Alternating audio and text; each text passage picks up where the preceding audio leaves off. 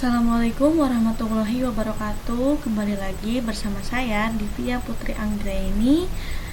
Pada kesempatan kali ini saya akan mempresentasikan materi yang berjudul budaya organisasi. Oh ya, materi ini dibuat untuk memenuhi tugas UAS mata kuliah budaya organisasi, dan dosen pengampunya Bu Fitri. Semoga Bu Fitri sehat selalu ya. Baik, nah peta pemikirannya yang akan kita bahas. Yang pertama, apa pengertian budaya organisasi. Yang kedua, fungsi atau peran penting budaya organisasi. Yang ketiga, jenis atau tipe budaya organisasi. Keempat, contoh budaya organisasi. Yang kelima, karakteristik budaya organisasi. Yang keenam, bagaimana budaya organisasi dan komunikasi bisa terbentuk. Dan yang ketujuh adalah kesimpulan. Baik, kita lanjut ke slide berikutnya. Yang pertama, apa sih pengertian budaya organisasi? Di sini ada pengertian menurut beberapa ahli. Yang pertama, menurut Umi dan kawan-kawan, budaya organisasi adalah suatu norma dan nilai-nilai yang dibentuk dan diterapkan oleh perusahaan. Nah, jadi budaya organisasi itu mengandung suatu norma atau nilai-nilai ya, yang seperti kita tahu bahwa suatu budaya itu bisa berupa budaya kedisiplinan contohnya, atau budaya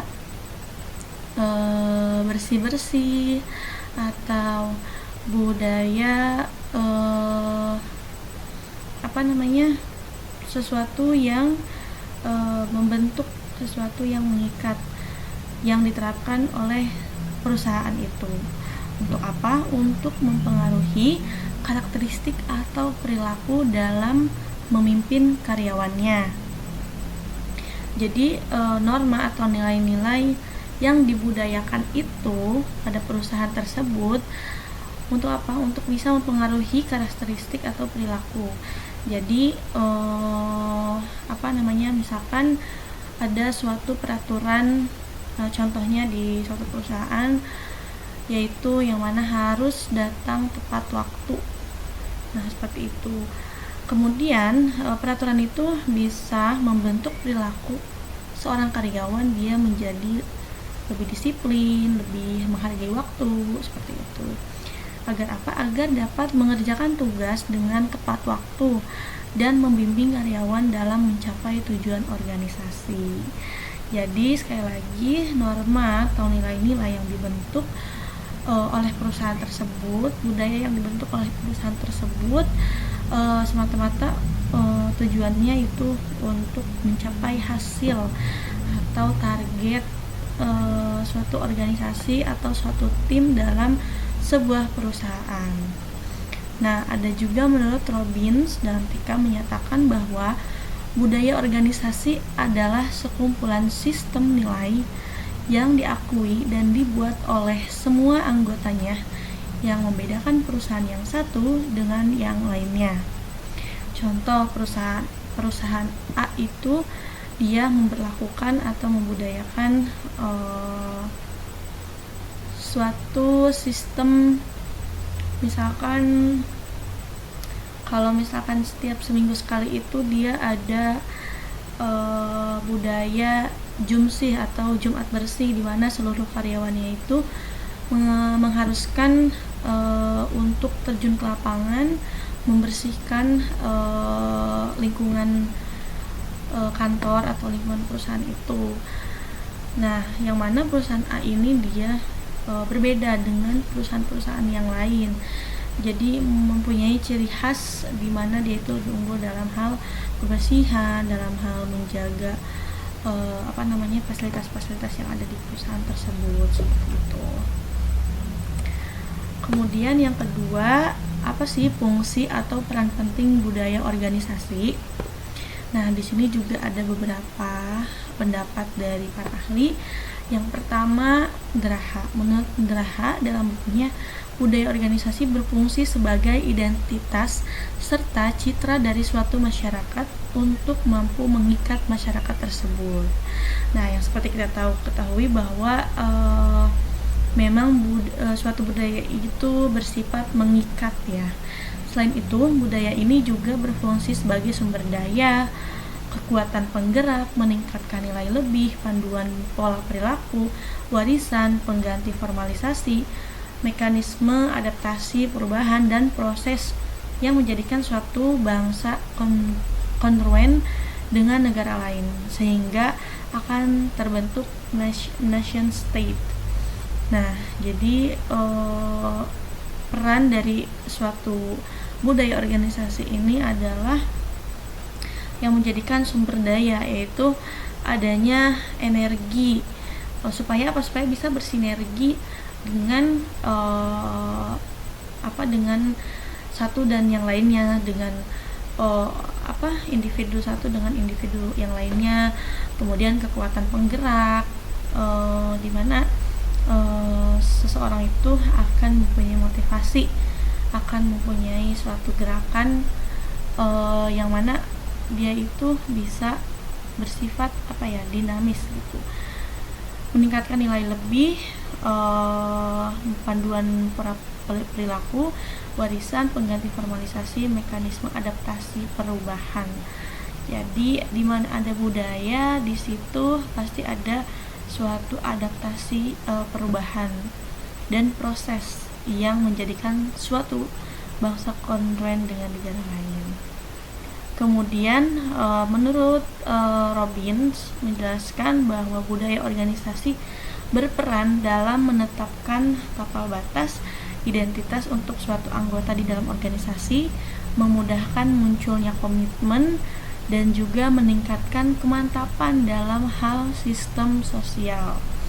Nah, di mana ada budaya, pasti di situ ada sosial. Nah, ketika kita bersosialisasi, otomatis kita pasti punya sistem budaya seperti itu. Dan perannya menurut Robin bisa memudahkan munculnya komitmen antara satu anggota dengan yang lainnya, meningkatkan kemantapan dalam hal sistem sosial. Kemudian menurut Siagian menjelaskan bahwa budaya ini memiliki peran dalam menentukan batas perilaku, mewujudkan rasa memiliki untuk para anggotanya, mewujudkan rasa komitmen, meningkatkan ikatan kuat pada seluruh anggota, dan alat pengendali perilaku pada setiap organisasi di dalam perusahaan atau organisasi tersebut. Nah, menurut Siagian itu budaya organisasi itu punya peran, yaitu alat pengendali perilaku, karena budaya itu menurut pengertian yang tadi itu pasti mengandung nilai-nilai serta norma-norma yang mana itu bisa menjadi alat pembatas perilaku kita sebagai manusia dalam berorganisasi. Kita lanjut ke slide selanjutnya. Yang ketiga ada jenis atau tipe budaya organisasi. Ngau dan Mondi dalam bukunya menjelaskan bahwa budaya organisasi bisa terbagi menjadi dua, yaitu yang pertama open and participatory culture, yang artinya budaya keterbukaan dan budaya partisipasi. Jadi tipe budaya di sini dia lebih mengutamakan komunikasi gitu. Jadi saling terbuka, saling berpartisipasi, saling bersinergi antar satu tim dengan tim lainnya, antar satu anggota dengan anggota lainnya. Seperti itu. Yang kedua, close and autocratic culture. Nah, yang kedua ini lawan dari yang pertama. Jadi budayanya tertutup dan autokrasi. Jadi sifat kepemimpinannya juga autokrasi dan tertutup. Jadi mereka itu lebih concern sama sama proses gitu, sama hasil dan job desk-nya masing-masing seperti itu.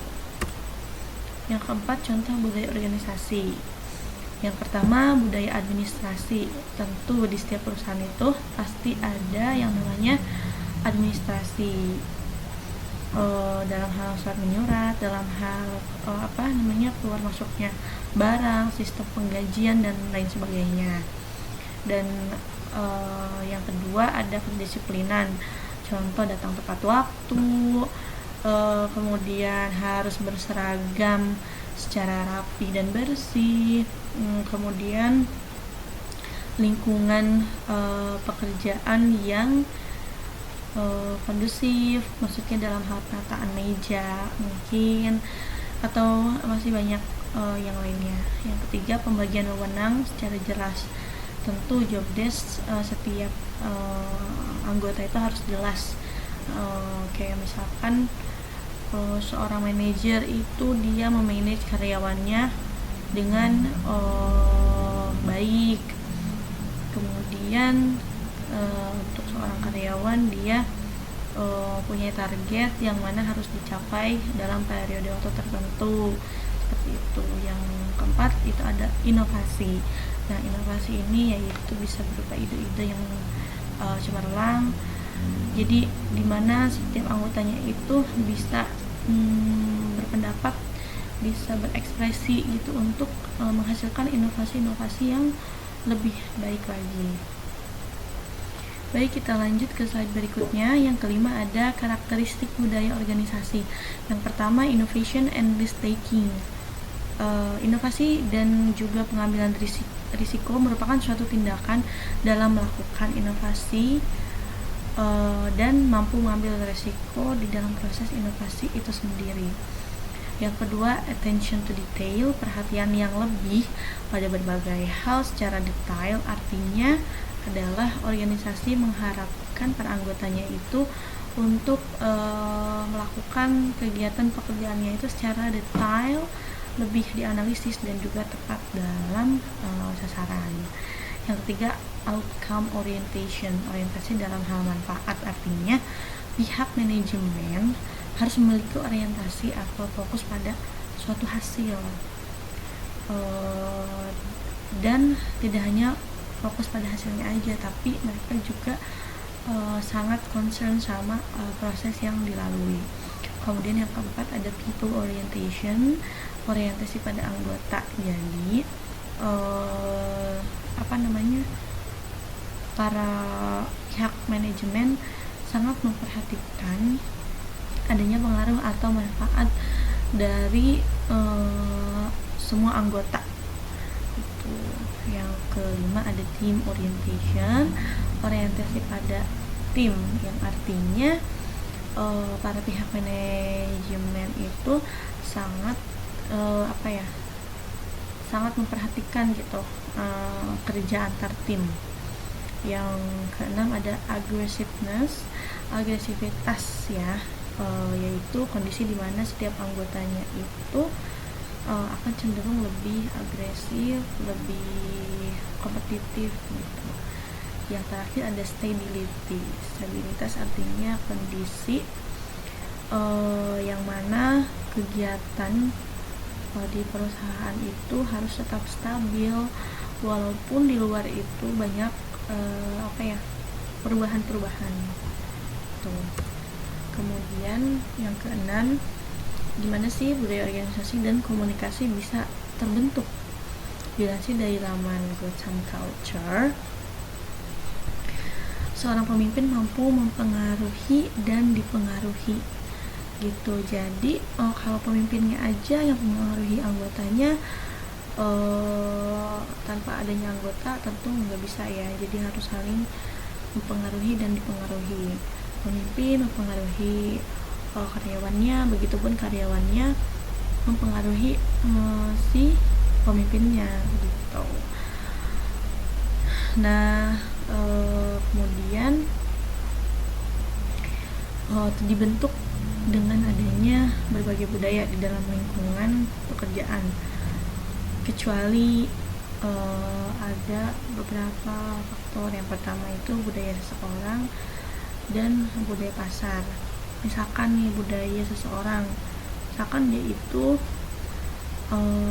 dia itu mempunyai karakter atau sifat yang mungkin tidak bisa di pressure gitu, tidak bisa ada tekanan-tekanan untuk mencapai target. Sedangkan budaya pasar itu maksudnya itu lebih lebih menginginkan seorang karyawan yang bisa bekerja di bawah tekanan gitu, maksudnya kayak lebih di pressure gitu kan, lebih memperhatikan targeting kayak gitu.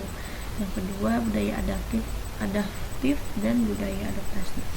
Budaya adaptif berhubungan langsung dengan pengambilan keputusan, perubahan pada nilai dan meningkatkan kemungkinan untuk terus bertahan, sedangkan budaya adaptasi seperti yang dilansir dari laman Ask FYD akan lebih mengarah pada sikap pengambilan risiko, inovasi dan juga prioritas.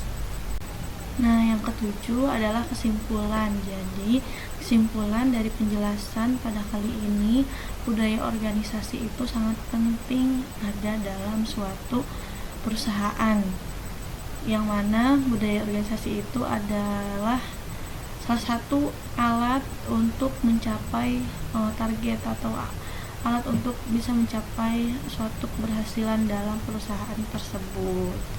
Seperti itu. Baik, terima kasih bagi yang sudah menyimak video saya pada kesempatan kali ini. Mudah-mudahan ada manfaatnya. Jangan lupa untuk di like, comment, subscribe, and share. Dan jangan lupa di share kalau menurut kalian video ini penting.